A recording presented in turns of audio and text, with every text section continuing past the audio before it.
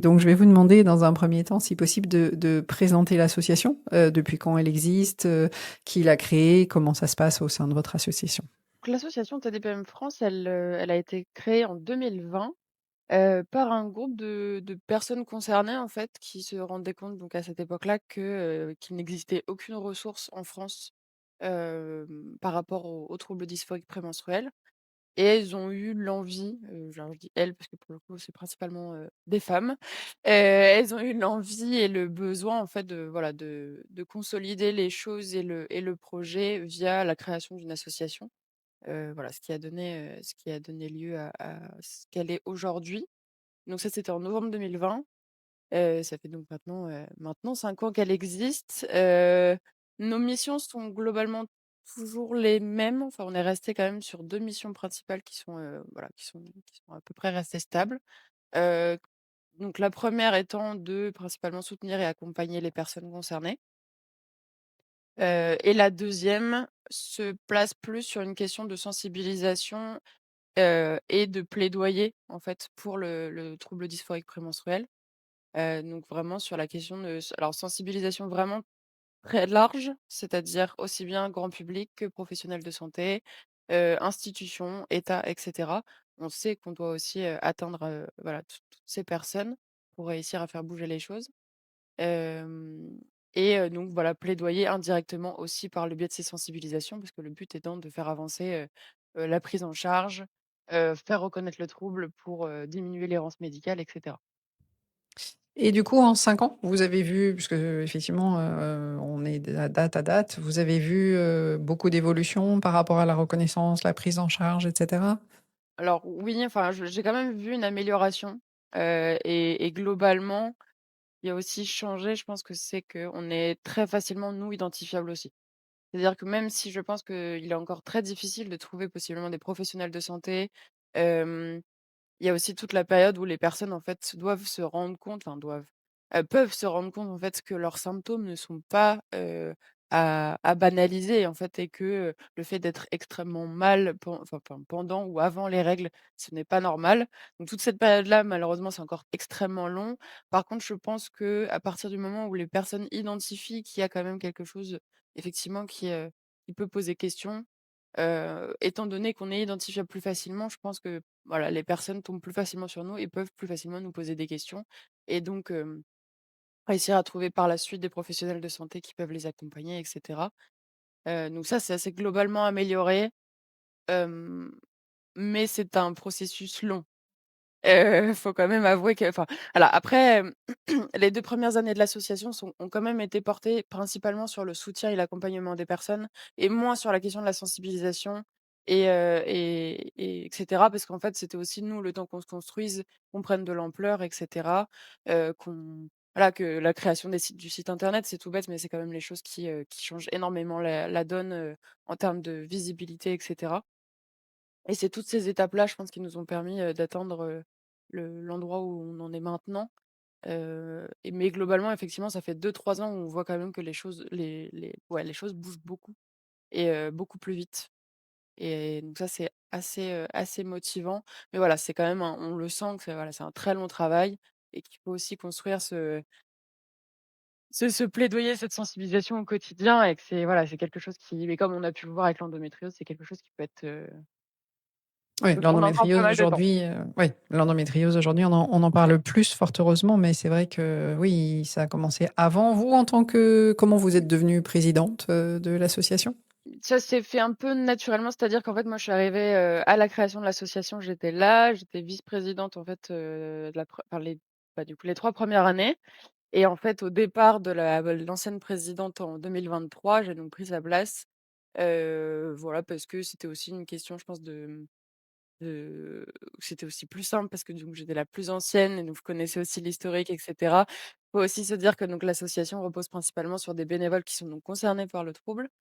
Et donc il est aussi parfois très difficile de enfin voilà, faut se dire qu'il y a 7 à 10 jours où on n'est pas toujours très efficace, et c'est aussi très dur et donc je pense le fait d'avoir aussi, les 3 ans d'expérience déjà dans l'association en amont m'ont permis en fait plus facilement aussi de prendre cette place qui s'était libéré à ce moment-là et où il y avait, je pense, besoin d'une personne qui était aussi un peu plus, heu,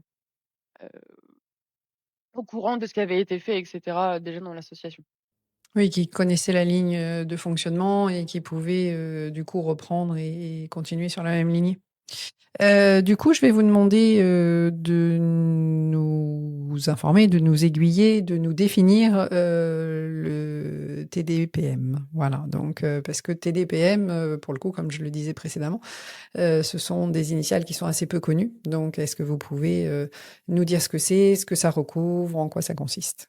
Tout à fait. Donc le trouble dysphorique, prémenstruel, donc c'est un trouble de l'humeur cyclique. Alors, très souvent, nous, dans en tout cas dans la définition, on se repose sur ce que donc dit le DSM-5. Donc trouble de l'humeur cyclique qui toucherait entre 1,8 et 5,8 des personnes menstruées. C'est un chiffre qui est assez bas, qui date donc d'il y a quelques années déjà, qui mériterait très probablement d'être mis à jour. Mais voilà, pour l'instant, nous, on reste sur ces chiffres-là parce qu'ils font un peu plus consensus. Hem, il n'y a pas de cause établie à ce jour pour le TDPM, et il peut apparaître à tout moment de la vie. Mais donc en fait, ce que vous êtes en train de dire, parce que c'est hyper important, c'est que, c'est un trouble psychiatrique, c'est pas un trouble gynécologique, et que pour autant, c'est un trouble psychiatrique qui est en lien avec, quelque chose qui est hormonal. I Ouais, il est catégorisé dans les 2. Le TDPM enfin, à noter que pour l'instant, il est catégorisé, en fait, en tant que trouble psychiatrique, mais aussi trouble gynécologique. Ce qu'il fait enfin, il est aussi, dans le référentiel des gynécologues, voilà, donc il est aussi catégorisé comme ça. Hem Mais effectivement, c'est donc très en lien avec, enfin, c'est en lien avec le cycle menstruel. Par contre, on ne le catégorise pas comme un trouble hormonal et effectivement, ça, c'est la nuance qui est souvent pas toujours très claire. Des fois, les personnes vont voir des endocrinologues et cetera, alors que pour l'instant, effectivement, ça a pas forcément, montré, un apport, important sur, la prise en charge, Donc en fait, la prise en charge, elle est soit psychiatrique, soit gynécologique, soit les 2. principalement.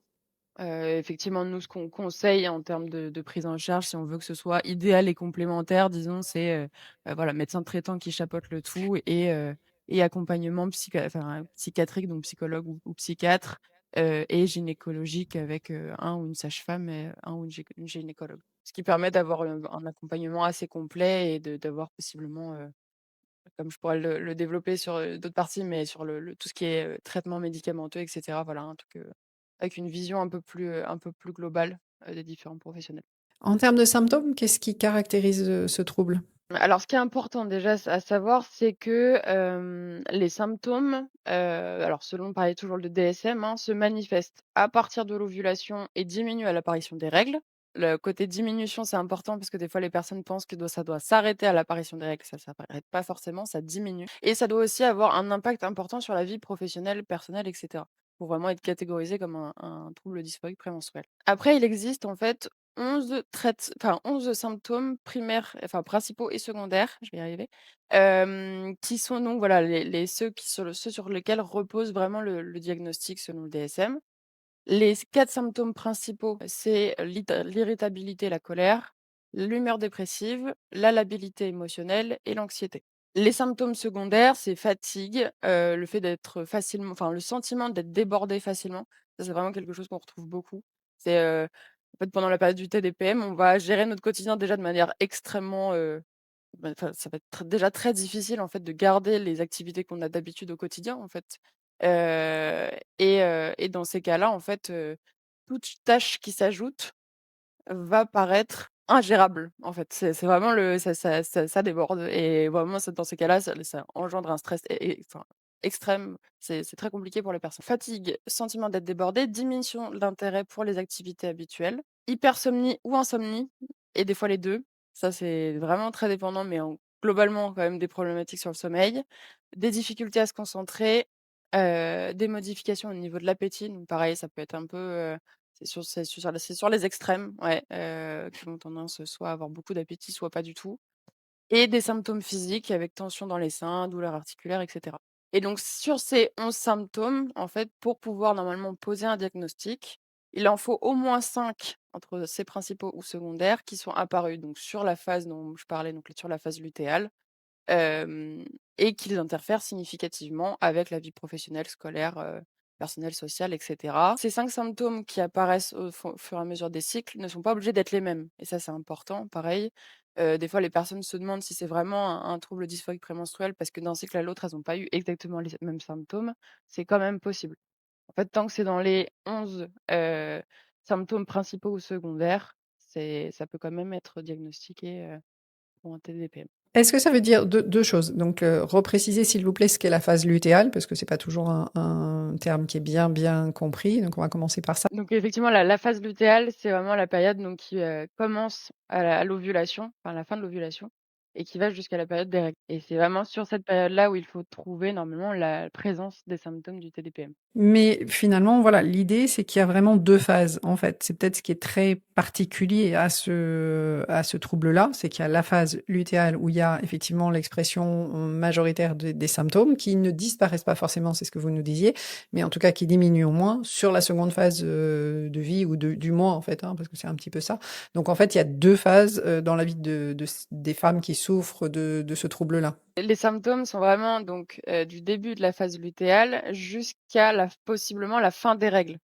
Et vraiment à la fin des règles, normalement, il y a plus aucun symptôme et ça, c'est vraiment important. Ils peuvent diminuer, mais toujours être présents pendant les règles, mais à la fin des règles, les symptômes ne sont plus censés être là. Du coup, on est bien sur 2 phases très distinctes dans la vie des femmes. Et c'est aussi pour ça qu'il y a assez souvent quand même des faux diagnostics, par exemple, du trouble bipolaire ou borderline, parce qu'en fait, il y a vraiment cette impression d'être parfois 2 personnes.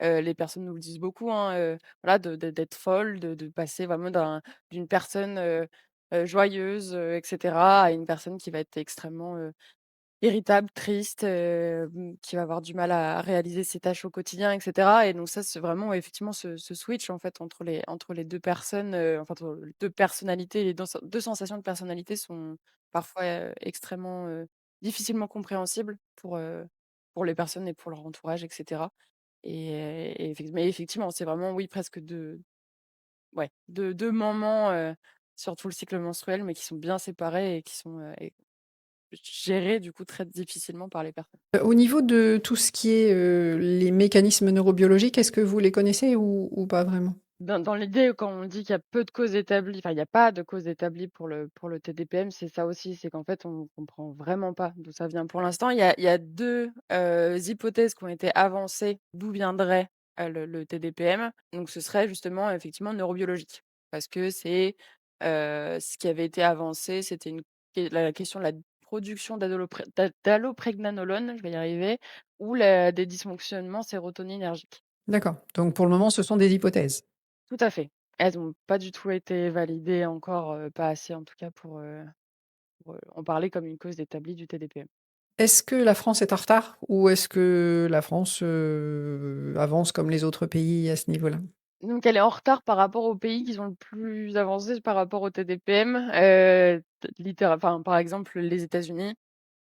Il y a quand même effectivement, beaucoup plus de recherches là-bas, mais parce qu'aussi il y a une association qui existe depuis, beaucoup plus longtemps et qui a eu le temps aussi de bien s'installer, de faire reconnaître aussi plus le trouble, de pousser à la recherche avec des universités et cetera donc ils ont un peu plus d'avance là-dessus effectivement et donc par exemple des traitements validés par la FDA, donc qui, gère les traitements validés pour certains troubles, aux États-Unis, que nous n'avons pas, nous, à ce jour en France et ce qui cause aussi pas mal de problématiques, en termes de prise en charge médicale et je pense aussi les freins, que peuvent avoir, les professionnels de santé à la prise en charge du TDPM. Donc on est quand même pas très en avance, faut l'avouer.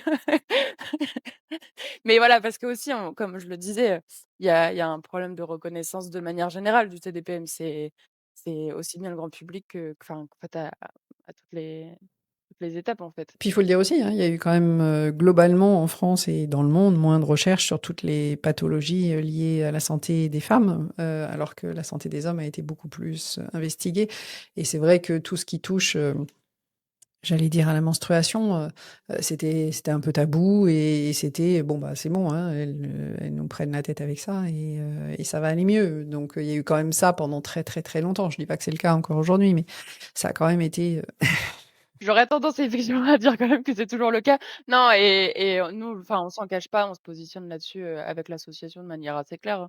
Enfin, c'est aussi effectivement le tabou de la question du cycle menstruel, de la santé des femmes, santé des personnes menstruées de manière générale et la santé mentale, en fait. Et le croisement entre les 2 est extrêmement compliqué.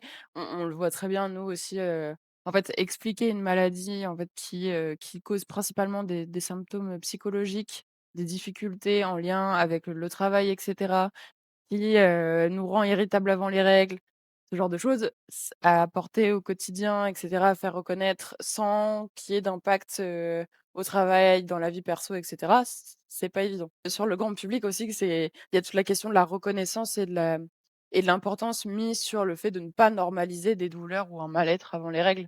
Et tout ça, déjà, c'est une énorme déconstruction et que c'est pour ça que je pense qu'on a encore pas mal de travail. Est-ce que du coup la MDPH, reconnaît, le TDPM comme un handicap et peut effectivement, demander, des ajustements du travail ou, éventuellement même, qu'il y ait une RQTH? Alors ça, malheureusement, c'est difficile d'y répondre parce que les maisons départementales quand même ont des fonctionnements extrêmement différents, parce que donc c'est départemental et donc malheureusement, on peut pas vraiment faire de généralité. Mais globalement, on va dire que non. En fait, je préfère dire à chaud comme ça que c'est peu reconnu par les MDPH parce que de toute façon, étant donné que c'est aussi une question de connaissance, en fait, de manière générale sur la santé, en fait, sachant que le TDPM est peu connu, je pense pas que ce soit différent dans les MDPH.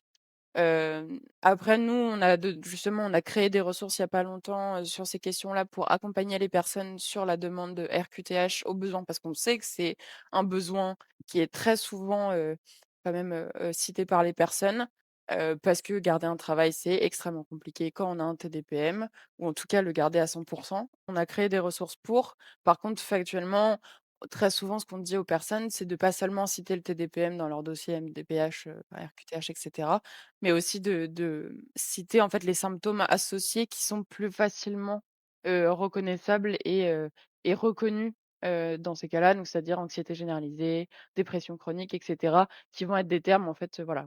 Oui, oui, qui sont reconnus par la MDPH aujourd'hui, oui. Donc en fait, on est obligé de passer par d'autres types de reconnaissance pour que les personnes, puissent être accompagnées par la MDPH, en fait. Tout à fait. Après, on dit quand même que c'est important de citer le TDPM toujours, parce qu'en fait, si on ne le fait pas apparaître jamais, parce qu'il est pas reconnu, on n'arrivera jamais à faire avancer les choses. Donc on dit quand même d'en parler. Aujourd'hui, il y a combien de membres dans votre association? Oui, à ce jour, voilà, on est à peu près, ouais, une bonne dizaine.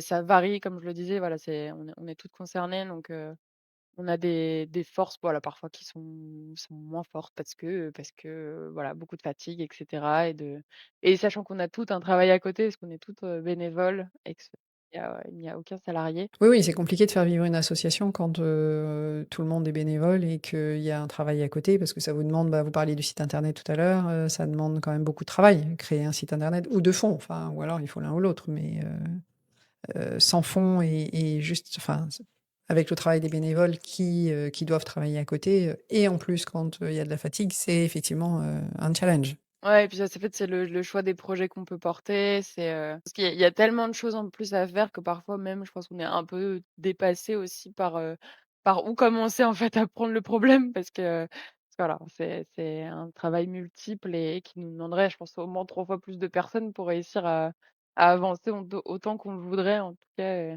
sur certaines périodes. Et vous avez des professionnels, du coup, vous parliez tout à l'heure de professionnels qui, enfin, que vous mettiez plus souvent ou qui se mettaient plus souvent en avant par rapport à ce trouble-là. Est-ce que vous avez des professionnels, du coup, qui en forment d'autres, des formations, des choses comme ça ou pas du tout? À ce jour, c'est nous qui formons, les professionnels de santé. Enfin, au sein de l'association, pour l'instant, on est vraiment que des personnes, bénévoles et concernées par le TDPM, mais on n'a pas de professionnels de santé en soi. C'est qu'en fait, on a un répertoire, nous, en interne, de professionnels sensibilisés au TDPM.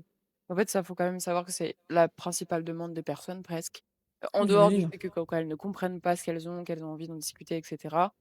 Globalement, leur première demande, c'est aussi, d'avoir un accompagnement, médical et donc ce répertoire, on l'a en interne. Il reste en interne pour des raisons, légales et cetera et aussi que le processus, en fait, dans lequel on fonctionne pour ajouter les personnes dans ce répertoire n'a pas forcément été validé, par exemple, par le ministère de la santé et cetera, ce qui peut être fait parfois. Donc voilà, nous, on le garde en interne, on partage les coordonnées des professionnels de santé quand les personnes nous le demandent. Mais voilà, c'est vraiment le seul lien qu'on a directement avec les professionnels de santé.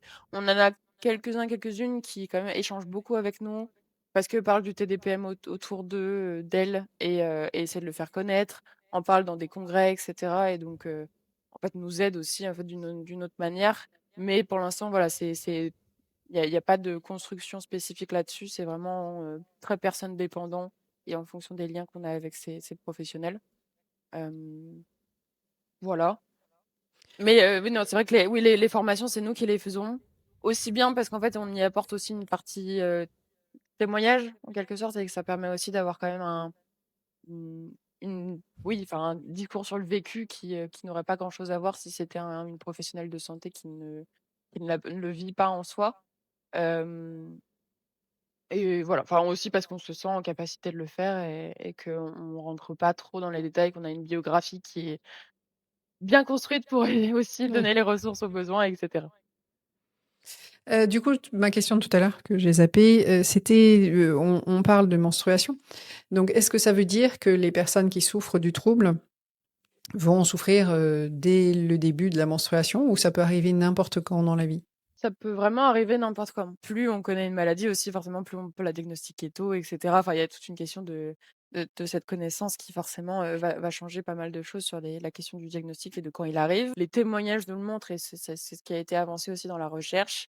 Globalement, ça peut être aussi bien dès le début des enfin, dès les premières menstruations. On a des parents qui viennent nous parler de leurs enfants de 13-14 ans qui ont déjà des symptômes. Mais ça peut être aussi, voilà, des personnes qui l'ont senti, enfin, ou en tout cas l'ont plus senti après, par exemple, une grossesse, certains traumas. On a aussi des personnes, par exemple, qui s'approchent de la périménopause, mais qui s'étaient jamais trop posé la question avant et qui se rendent compte, en fait, que, quand même, globalement, il y a des symptômes qu'elles ont jamais compris et que ça pourrait être ça aussi. Donc en fait, c'est aussi en fait, en fonction de l'attention portée aussi à ce qu'on ressent pendant nos cycles et cetera et ça joue énormément, je pense aussi sur le moment du diagnostic. Mais voilà, en tout cas, ce qui a été bien évidemment avancé par la recherche, c'est que, ça peut apparaître à tout moment. Justement, quelle est la démarche diagnostique? À qui les femmes doivent s'adresser? Qu'est-ce qui doit peut-être leur poser question et les amener, à essayer d'avoir un diagnostic? Le diagnostic, pour le coup, ne repose principalement que sur l'observation des symptômes. Il n'y a pas d'autre manière d'être diagnostiqué du TDPM, enfin pas de test, hem, sanguin et cetera. Voilà, ce genre de choses, ça ne va pas en tout cas, à notre connaissance, peut nous permettre de diagnostiquer un TDPM. Pour l'instant, c'est vraiment donc, comme je l'ai dit, sur l'observation des cycles et des symptômes. On a une ressource qu'on propose, au sein de l'association qui s'appelle le journal des humeurs, qui permet, voilà, de suivre en fait vraiment donc les symptômes associés au TDPM, qui sont donc dans le DSM, et en fonction de leur gravité, selon les jours du cycle. Ce journal, hein, qui peut être fait, par rapport à notre source, mais il en existe d'autres, doit être fait au moins sur 2 cycles consécutifs pour vraiment voir, en fait, effectivement, l'impact du TDPM et vérifier sur le long terme, effectivement, que c'est bien ça et pas, l'exacerbation d'un autre trouble ou un autre mal-être et cetera. Donc, quand cette observation est faite, pour le coup, normalement, en fait, tout, médecin pourrait poser le diagnostic. Donc voilà, médecin généraliste, enfin médecin traitant et cetera, gynécologue, psychiatre. Heu, je cite cela principalement parce que du coup, effectivement, à la manière dont est reconnu le TDPM, ce sera peut-être les premiers interlocuteurs et interlocutrices qui seront, au courant de l'existence du trouble. Mais j'imagine, du coup, vu qu'il y a peu de professionnels qui sont reconnus, il y a aussi, la question d'un diagnostic différentiel. Ça veut dire que des femmes aujourd'hui, peut-être qui nous écoutent et qui ont, certains diagnostics parce qu'en fait, ce que j'entends dans le fait de faire le journal, ça veut dire pour moi que, effectivement, c'est le seul appui, que l'on peut avoir, puisque ce sont des symptômes, j'allais dire, de ce qui se passe, selon les 2 cycles et que peut-être ça peut permettre de mettre en lien, justement, les différentes périodes. Ce qu'on n'aura pas dans, par exemple, un trouble bipolaire. Vous parliez d'hypersomnie tout à l'heure, moi j'ai des patientes, qui sont diagnostiquées hypersomniaques, ou TDAH aussi, parce que vous parliez de problèmes d'attention. Et dans le TDAH au féminin aujourd'hui, voilà, on fait beaucoup, beaucoup de recherches. Et c'est vrai qu'il peut y avoir des symptômes qui se ressemblent, en fait, et vraiment l'idée, c'est d'avoir un diagnostic différentiel qui va être le plus précis possible. Et donc en fait, pour ça, ça va vraiment être d'avoir, moi je suis vraiment très à fond sur, le fait que les gens notent régulièrement leurs symptômes, mais que ce soit en termes de nutrition, en termes de sommeil, effectivement en termes de phase, du mois, et cetera, et cetera. Ça permet d'avoir vraiment une mine d'informations pour le médecin que l'on n'a pas quand, la personne arrive juste et dit: «Bah voilà, je me sens dépressive en ce moment» ou «Je suis très fatiguée» ou «J'arrive plus à aller au travail» et cetera.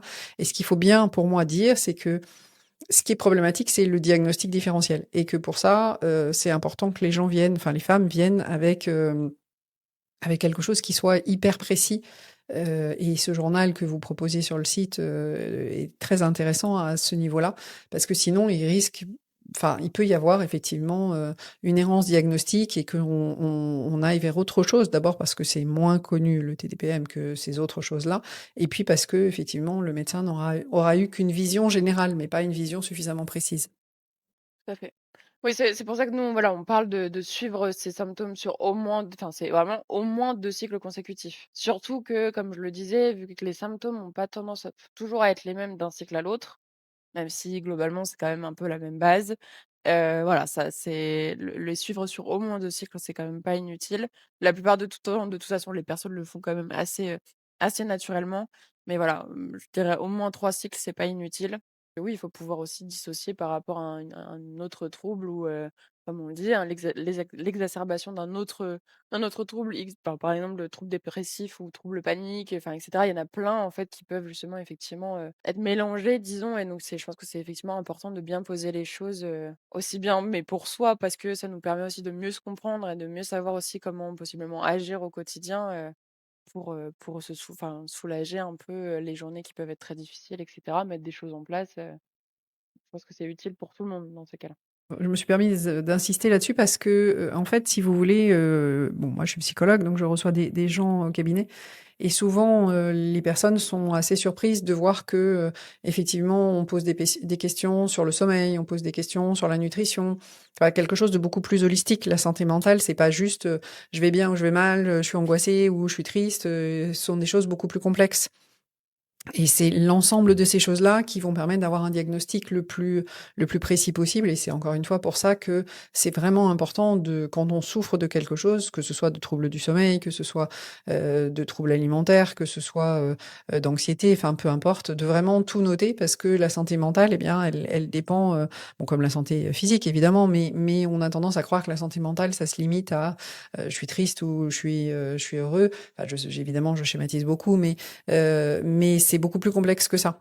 Nous, on parle d'un modèle biopsychosocial quand même pour le TDPM et justement, on parle aussi de tout l'élément, psychologique et social qui a un impact sur les symptômes et qui, du coup, peut permettre aussi alors, peut permettre, peut en fait, des fois aussi rendre plus difficile, en fait, le diagnostic parce que les personnes, par exemple, ne comprennent pas pourquoi sur, je sais pas 2-3 mois, elles ont eu moins de symptômes et des fois tellement moins de symptômes qu'elles avaient vraiment l'impression d'aller mieux. Parfois, c'est aussi beaucoup en fonction du contexte par exemple, je sais pas, c'était, 3 mois de vacances. Nous, on le voit, aussi dans les témoignages que les personnes nous rapportent et cetera et même nous, en fait, je pense, très personnellement dans l'association.